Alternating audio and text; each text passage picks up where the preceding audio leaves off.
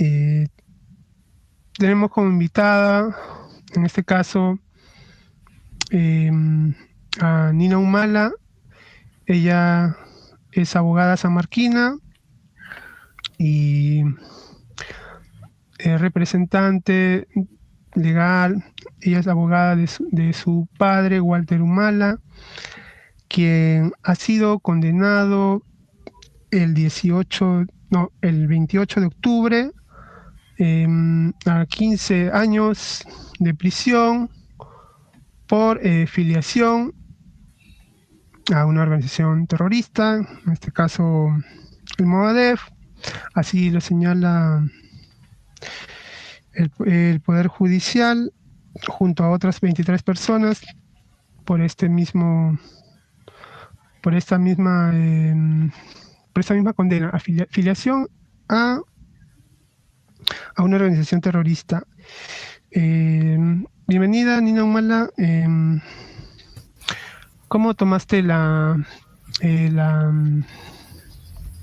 la sentencia que ha tenido tu papá, Walter? Bueno, ¿qué tal? Buenas tardes con todos y todas quienes puedan estar conectándose a esta transmisión. Agradecer la oportunidad de hablar un poco más del caso y bueno, de cómo lo tomamos en mi casa, pues como es natural, muy mal, ¿no? Definitivamente esperábamos otro resultado, esperábamos la absolución, pues es absurdo pensar que se puede condenar a personas por el delito de pertenencia a una organización terrorista cuando no se ha cometido ningún acto violento o terrorista como se toma en el sistema penal peruano, ¿no? En ese sentido, vemos que la sentencia no tiene mayor sustento más que la propia elaboración y un poco la figura forzada que ha hecho en la sala respecto a los hechos y cómo han sido interpretados para forzar a ser tomados como terrorismo, cuando claramente no ha habido nada así, ni siquiera en nivel de planificación, ¿no? Claro, ¿qué Tenemos, tal? ¿Cómo estás? Nina, ¿qué tal? Sí, precisamente eso, ¿no? Se le acusa de pertenencia pues al Movadef. En todo caso, esta organización Movadef deviene de la rendición incluso de Sendero Luminoso, ¿no? Entonces, me parece que por ahí no hay ningún delito, al contrario, es una especie de persecución. ¿Te parece que es persecución política lo que hay allí contra tu papá? Sí, claro, ¿no? Contra mi papá, contra los involucrados en el caso. Me parece que hay un ejercicio perverso por parte del Estado peruano por, primero, buscando un disciplinamiento ideológico, ¿no? Cualquier disidencia y propuesta de cambio a la estructura social, económica del país, parece que es tomado como vinculaciones al terrorismo. Y cosa que me parece muy peligroso, ¿no? Ahorita estamos viendo sentencias a personas. Hemos visto en los últimos años que se han justificado las masacres en virtud de que supuestamente son terroristas, ¿no? Todo, se resulta que medio Perú es terrorista ahora y que el Estado asume que tiene carta blanca para actuar como viene actuando, ¿no? Claro, ¿te parece que es una legalización del terruqueo en todo caso? ¿O algo así? Hace tiempo que está legalizado el derruqueo, en realidad. Hace tiempo, sí, esta sentencia es simplemente el momento culmen, ¿no? Como que el clímax de todo algo que se viene construyendo hace muchísimos años. No es hace un año, dos, tres años. No, es algo que se viene construyendo hace por lo menos una década. Y me parece importante hablar de ello, ¿no? Porque a ver, como yo lo veo, se ha sostenido una narrativa de hablar constantemente del resurgimiento de Sendero Luminoso. Y al amparo de este resurgimiento, cualquiera que pueda parecer posible senderista, posible terruco, porque ya no importa qué acciones cometas, sino qué tanto te pareces, qué tanto puedes parecer en función a lo que expresas, a lo que dices, en función a lo que piensas, o en función a qué tanto te involucras en marchas, protestas contra el Estado, ¿no? Entonces, ya eres pasible de ser señalado como un terruco.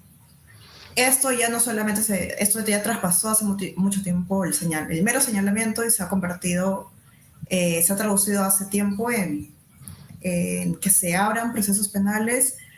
Trágicamente en los últimos años se tradujo en masacres y, y todo eso ha sido sostenido, ¿no? De manera constante. Nada más que creo que antes no era tan evidente para algunas personas, o para muchas personas, ¿no? Pero, sin embargo, habíamos quienes estábamos ahí intentando trabajar el tema y bueno, ahora es que se ha hecho evidente, ¿no? Se ha hecho evidente por lo grotesco que ha sido todo en los últimos años. Sí, justo lo que mencionas, donde lo están sentenciando, condenando por quién es o se le llama o se le conoce como derecho penal de autor, donde ya no se está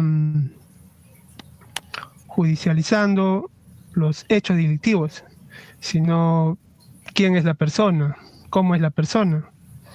Y eso sucedía en la Alemania nazi con los judíos. Los nazis condenaban a los judíos porque eran judíos, o sea, no porque habían cometido delitos. Entonces, esa manera de aplicar el derecho incurre con los derechos establecidos en la Convención Americana de Derechos Humanos. ¿Cuál es tu observación? Sí, bueno, en efecto, ¿no? Se suponía que la humanidad, al menos hablando desde el derecho, ¿no? Se suponía que la humanidad ya había aprendido la lección, ¿no? Después las tragedias ocurridas con el régimen nazi en Alemania. Y a partir de ahí es que se establecen muchas instituciones jurídicas, incluyendo el derecho internacional, ¿no? O cómo es la concepción actual del derecho internacional. Parte de ahí. Y que más bien el Estado peruano esté retomando figuras o esté justificando sus decisiones jurídicas en base a aunque formalmente no lo dice, formalmente no está establecido de esa manera, pero cuando uno lee cuál es el razonamiento detrás de una sentencia como la del caso Perseo, lo único que puedes concluir es que es eso, ¿no? Es también el derecho penal de autor o el derecho penal del enemigo también. Sino donde se aplican ciertas leyes, y no todos son iguales ante la ley, pese a que está establecido en el artículo 24 de la Convención Americana sobre los Derechos Humanos. Todas las personas son iguales ante la ley. En consecuencia, tienen derecho sin discriminación a la igual protección de la ley. Eso no está sucediendo en el caso Perseo. Tú como hija, ¿cómo has vivido este proceso desde que se inició hace más de una década? Ha sido difícil, sobre todo porque cuando ocurrió yo tenía 22 años. Era muy joven, era estudiante de Derecho y bueno, obviamente lo primero que pensé es que no tenía ningún sentido que lo estén acusando de un delito tan grave como terrorismo, ¿no? Yo sabía, yo vivo con mi papá, ¿no? Yo sabía, yo veía todo lo que hace mi papá cotidianamente. ¿Cómo es posible que lo estén acusando a mi padre Tu de papá algo es un así? artista. Y además que mi padre tiene vida pública porque es artista. Es artista y su carrera musical se ha sostenido, por supuesto, en el arte que él siempre ha hecho, que es un arte comprometido, es un arte en favor de los más oprimidos, ¿no? Ese ha sido sobre eso se ha sostenido su carrera artística desde hace 40 años y que enterarme en el 2014 de que había una investigación en su contra por pertenecer a una organización terrorista, pues obviamente no tenía ningún sentido. Y he acompañado todo el proceso. Bueno, yo soy abogada de mi papá y soy su representante legal, pero quien ejerce la defensa penal actualmente es el doctor Julio Arbizu. El doctor Julio Arbizu es quien nos está acompañando en la defensa penal. Y bueno, ¿cómo decirlo? Nos ha traído, como familia, nos ha traído muchos sinsabores, ¿no? En general. Pues, para empezar, que es un caso que no debió haber trascendido a juicio oral, ¿no? Que es la etapa intermedia del proceso. No debió, pero pasó, ocurrió, e igualmente, ¿no? Ahora tenemos una sentencia que no debió haberse dado, no tiene ningún sustento, no resiste un análisis fáctico, ¿no? Porque cuando uno revisa cuáles son los hechos que están siendo tomados como actos terroristas, ninguno está siquiera cerca a un ejercicio mínimo de violencia. Ninguno. Si lo hubiera, uno podría decir, bueno, ¿no? Pero no hay ni siquiera algo similar. No hay una prueba directa. La fiscalía no ha mostrado una prueba directa que haya cometido un acto terrorista. No, ni directa ni indirecta. Y la sentencia es muy clara en decir que están sentenciando por la peligrosidad de que puedan llegar al poder y que llegado al poder puedan cometer actos terroristas. O sea, es una sentencia más a futuro que otra sentencia cosa. A partir de una especulación. Sí, es una sentencia que es la inferencia de la inferencia de la inferencia, ¿no? Porque es como que, no sé, tenías un artículo sobre Sendero Luminoso, un artículo académico. Ah, ya, bueno, entonces, si tienes ese artículo, probablemente piensas como ellos, y si piensas como ellos, perteneces a Sendero Luminoso. O sea, un razonamiento muy forzado de la realidad. Si yo tuviera un libro, por ejemplo, el de Hitler, Mi lucha, sería nazista, según la fiscalía. Claro, sí, ¿no? Estás a punto de hacer resurgir al partido nazi, ¿no?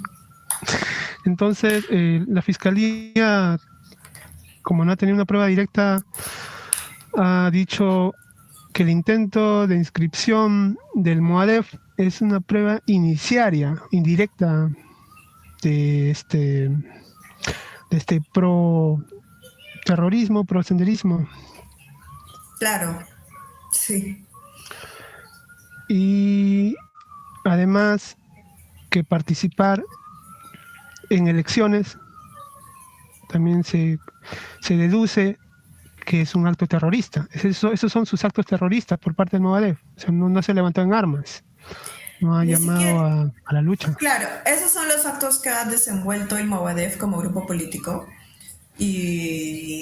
Pero incluso la fiscalía lo dice, no es necesario, o sea, se agarra mucho de sostener que para condenar por afiliación no se necesita actividad.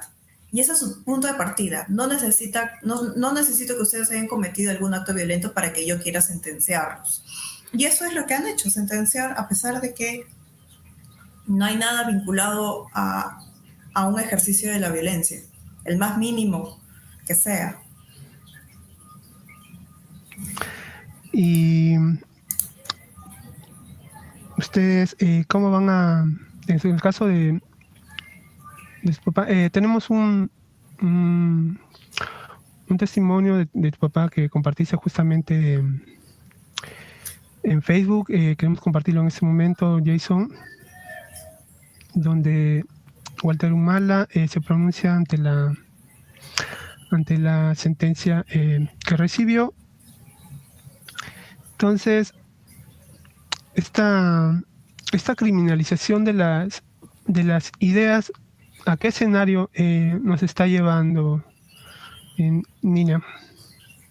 Pues me parece que a un escenario muy peligroso, ¿no? Porque ahora están sentenciando, están condenando por tener alguna coincidencia ideológica y eso es un punto de partida peligroso porque se puede expandir. De repente la gente dirá, no, pero la sentencia es Almogadef y ya está, ¿no? Queda ahí. Creo que mucha gente lo está viendo así, creo que es un grave error porque realmente que se siente de manera institucional ese tipo de criterios significa que es posible abrir procesos por terrorismo o criminalizar formas de expresiones políticas que cuestionen el status quo, que cuestionen la estructura social de alguna manera.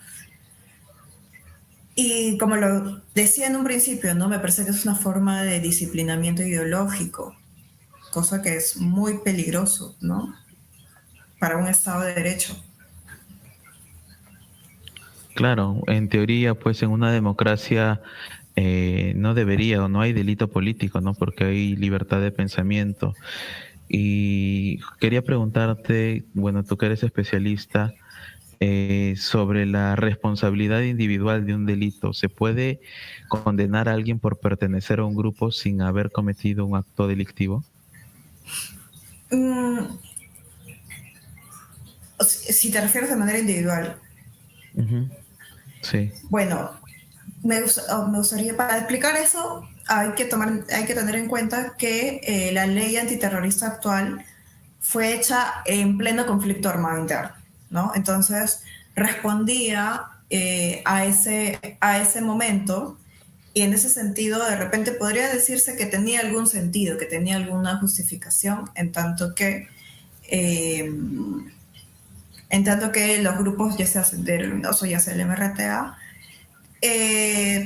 tenía afiliados que de repente no necesariamente habían cometido algún acto violento, pero que sí respondían a una estructura organizativa.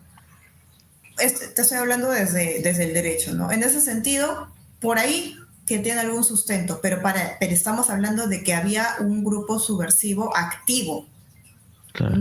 No lo que tenemos en la actualidad, ¿no? Que Sendero Luminoso o el MRTA ya no están activos, no son grupos vigentes. Ahí viene el problema del asunto. Sí, era una etapa de conflicto político, de violencia política, donde aplicaron excepcionalmente ciertas leyes, pero ahora nos encontramos en post-conflicto y bueno, no hay alzamientos armados, entonces... Exacto. No tiene sentido usar una herramienta que respondía a un contexto específico. Claro, incluso Abimael Guzmán se había rendido, estaba conversando en acuerdos con Vladimiro Montesinos y bueno, no, en la actualidad, como mencionan, ya no existe esa parte, ¿no? No existe ese contexto, entonces no tiene ningún sentido. Vamos a escuchar a continuación las declaraciones del artista Huerta Humala. Queridos amigos del Perú y del mundo, pueblos y naciones oprimidas, esta vez quiero expresar que el día de hoy, 28 de octubre, se leyó la sentencia del caso Perseo, que lleva 10 años. En realidad un caso que no debió haberse judicializado, pero en fin, responde a esta política mundial de imponer el pensamiento único y de uniformizar los gustos estéticos, artísticos. No hay otra explicación y en este proceso he sido condenado a 15 años. ¿Por qué? Por pensar diferente, por cantar lo que siente el pueblo, la esperanza de los pueblos y naciones. Ese es en realidad el motivo de la condena. No existe absolutamente nada ilegal. Es completamente legítimo querer el bienestar de los más necesitados, de las grandes mayorías, y luchar por lo que son sus reivindicaciones. Hoy día es conmigo, mañana puede ser contigo, y contigo, y contigo. Por eso no permitamos que la indiferencia haga que se imponga esta política nefasta por la salud de nuestra sociedad peruana. Lo que menciona, lo que menciona último es importante, pues, ¿no? Porque recuerda un poema muy popular acerca, ¿no?, de la indiferencia que hubo de parte de la intelectualidad ante el crecimiento del nazismo en Alemania. Los intelectuales no hacían nada, se quedaban de brazos cruzados, miraban para otro lado, y el nazismo cada vez se hacía más fuerte y cometía crímenes de lesa humanidad. Entonces venían por los comunistas, y como uno no era comunista, no protestaba. Venían por los liberales, por los socialdemócratas, y tampoco protestaba porque no era socialdemócrata. Y de la misma manera, ¿no?, acá en el Perú, por ejemplo, vienen por los transportistas, y uno, como no es transportista, tampoco protesta. Y así, en este caso, con los manifestantes que participan en las protestas y ahora están detenidos, y algunos con prisión preventiva. Mira, en el 2014 se le niega o mucho antes se le niega en el 2011 se le niega la inscripción al Movadef para que participe en elecciones, ¿no? El Jurado Nacional de Elecciones le niega, ¿no? Porque el Movadef, entre sus lineamientos, mencionaba el pensamiento de Gonzalo. Pero una cosa es negarle la participación en elecciones, y otra cosa es condenar a las personas por organización, afiliación terrorista. Es una gran distancia, ¿no? Sí. Lo primero es una intolerancia antidemocrática, pero lo segundo es algo totalitario. ¿Cómo lo ven? ¿Cómo ves este salto, Nina? Justamente, ¿no? Como lo has dicho, mucho se justificó ese negar la inscripción, y muchos justifican la sentencia actual en virtud de esta premisa de defender la democracia, ¿no? Que la democracia no puede ser boba, no se puede tolerar a los que buscan destruir, ¿no? Una cosa así, ¿no? Siempre ese es el punto de partida, y es debatible. Ok, si suponemos que la democracia tiene que defenderse a sí misma, justamente hay medidas proporcionales. Siempre se habla de la proporcionalidad, de la razonabilidad. ¿Qué es lo proporcional frente a una premisa de esa naturaleza? No permitir inscripción. Hasta disolver, ¿no? O sea, hasta lo de la disolución. Pero, ¿por qué? ¿Cómo no hay punto razonable para llegar a condenar a personas penalmente a pesar de que no hayan cometido ningún delito? Allí sí hay un salto de garrocha gigante, y que no debería estar justificado, y que la sociedad peruana no debería tolerarlo o normalizar algo así, ¿no? Es demasiada barbarie por parte del Estado frente a tantas familias, ¿no? No solamente mi padre, no solamente mi familia, son muchos quienes estamos en esta situación tan terrible. Sí, una cosa también es que condenen a los dirigentes, el Comité Central de Sendero, en este caso, pero otra es a personas que, por ejemplo, por filiación, pero no forman parte de la estructura del sendero ni del Movadef, como es en el caso de tu papá. Tu papá participó en las elecciones del 2011. Sí. Y es precisamente por eso que se lo está condenando, por postular a en las elecciones municipales y regionales de aquel año. Sí, él postuló al Parlamento Andino, y él tuvo una participación en el Movadef de ese tipo, ¿no? Entonces, sí, es terrible. Y en general, ¿no? En general, el razonamiento que sostiene la sentencia no debería, no, o sea, es demasiado forzado para tener algún sentido. Eh, Distinto sería pues que estén juzgando realmente delitos que se hayan cometido, ya sea por, ya sea por quienes han estado en sendero, ya sea por los que no han estado en sendero. El punto es que, o sea, algo que me gustaría dejar en claro es que la sentencia no se sostiene, no tiene un razonamiento jurídico eh, sólido, más bien es inferencia sobre inferencia y de la inferencia de la inferencia de la inferencia es que terminan condenando a tantas personas. No hay hecho delictivo en este caso de terrorismo. En este caso, no en el caso relacionado al Movadef, me parece, a mi criterio, no hay un delito que se haya cometido. Va a haber una segunda instancia. ¿Ya hay fecha para que apelen? Ya se presentó el escrito del recurso de nulidad. Todavía no hay la fecha de audiencia para jurídicamente hablando, le dicen la vista de la causa. Todavía no hay esa fecha, pero esperemos que no tarde demasiado, ¿no? Tenemos esperanza en que la Corte Suprema pueda ser un poco más sensata que la primera instancia y que se pueda revertir este error garrafal que ha cometido el Poder Judicial.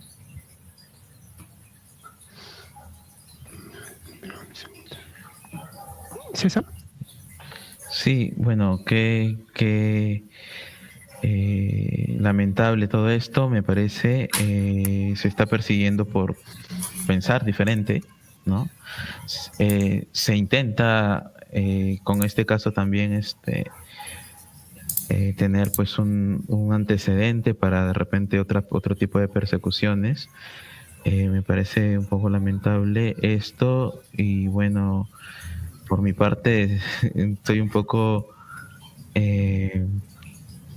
no sé, tengo la suerte, creo yo, de que no sepan quiénes son de repente los anarquistas o algo así, porque yo tengo cierta inclinación hacia ese movimiento. Y, y siento también eso, ¿no? Siento que de repente si esto sigue avanzando, es por el hecho de tener un libro quizá de Bakunin o algún libro de Malatesta, etcétera, se me sindique como algún terrorista o algo así simplemente por querer cambiar el sistema político o por querer o no estar de acuerdo con esto. Entonces, esto a mí Te van a condenar de narcosenderista. me va de anarcosenderista. Sí, entonces peligroso, muy peligroso lo que está ocurriendo, ¿no? Se nos está persiguiendo por pensar diferente, es muy orwelliano ya casi me parece. Sí, y lo que sucedió en el 2011 es sumamente preocupante porque en otros países, por ejemplo, como España y en Colombia, los movimientos insurgentes que se enfrentaron al Estado y posteriormente participaron de la democracia, como el ETA en España y las FARC en Colombia. Pero acá hay una intolerancia absoluta. Nina. Sí, correcto, ¿no? En otros países el modelo de justicia transicional que se ha seguido ha sido uno distinto completamente al de Perú, ¿no? En el Perú, si es que ha habido un proceso de justicia transicional, ha sido mínimo, ha sido muy, muy reducido. Es decir, ¿no? Cuando termina el conflicto armado, cuando salimos también del régimen dictatorial, ¿no? Se supone que se establece un régimen transicional que fue justamente el de Valentín Paniagua. Ahí es que se establece la comisión de la CBR, no se hace el informe final. Y por dar un ejemplo, ¿no? El informe final fue hecho en 2 años. Me parece que en Colombia ha tomado como 8 años. Y por supuesto que con un plazo de tiempo tan chiquito, la Comisión de la Verdad va a tener un trabajo muy, muy, muy limitado.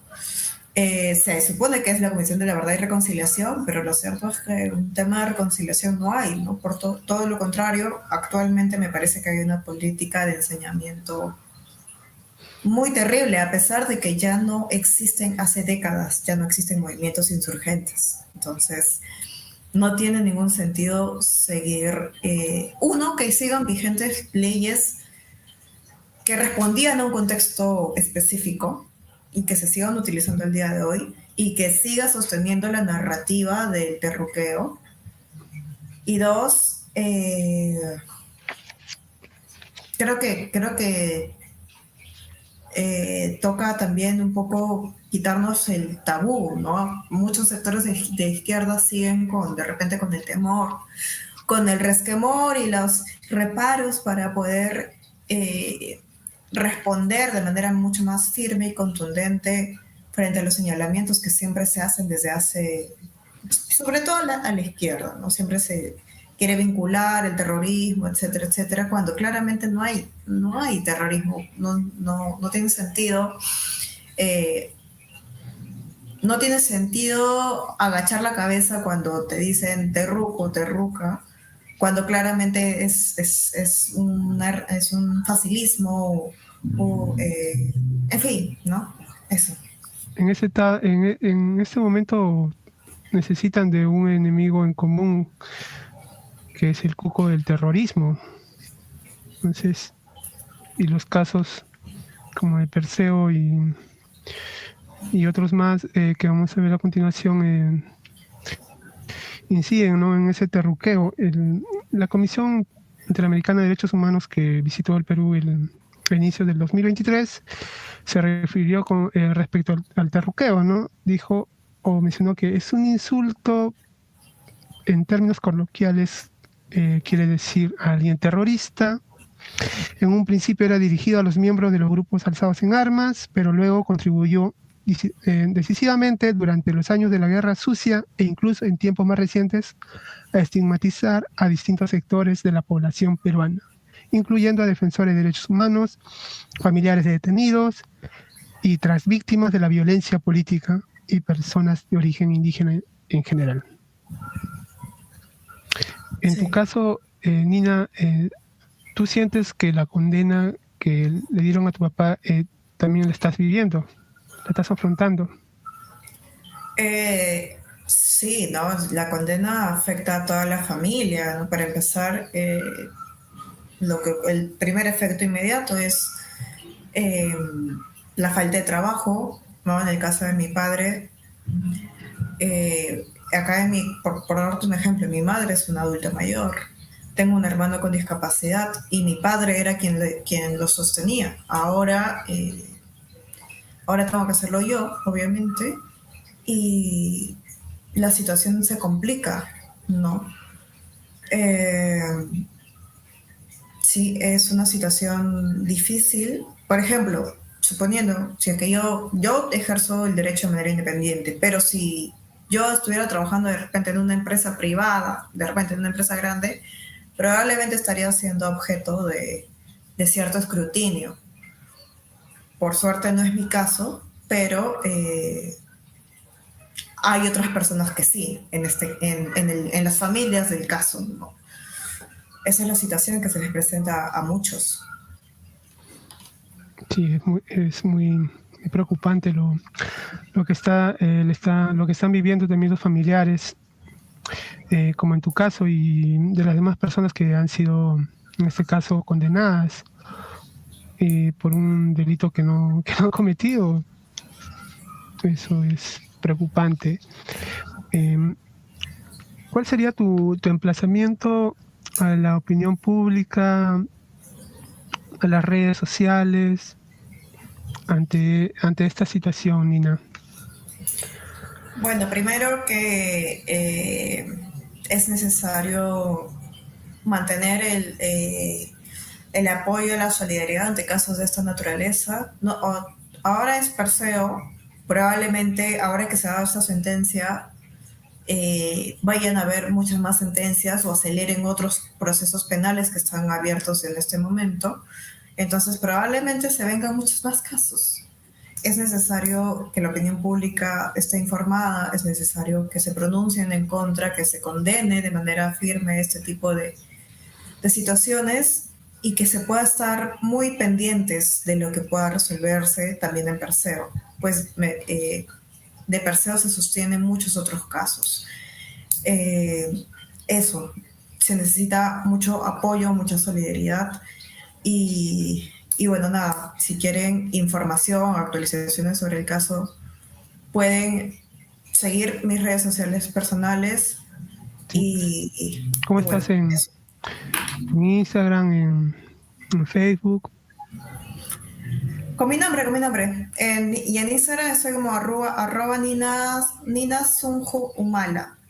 Y en el caso, y en el caso de los familiares que están viendo los casos, ¿tienen alguna red social? Sí, tienen en Facebook se llama Asociación de Familiares de Perseguidos Políticos. Ahí encuentran actualizaciones en realidad mucho más seguidas, mucho más frecuentes. Sobre todos, ¿no? Sobre mi padre en específico pueden seguirme a mí. Listo, Nina. Muchas gracias. Esperemos que en segunda instancia haya una absolución en este caso. Estamos en contacto en cualquier novedad. Listo, Sí. gracias. Gracias. Gracias a ti, solidaridad contigo y con tu padre. Gracias. Agradezco mucho el espacio. Buenas noches. Buenas Buenas noches. noches.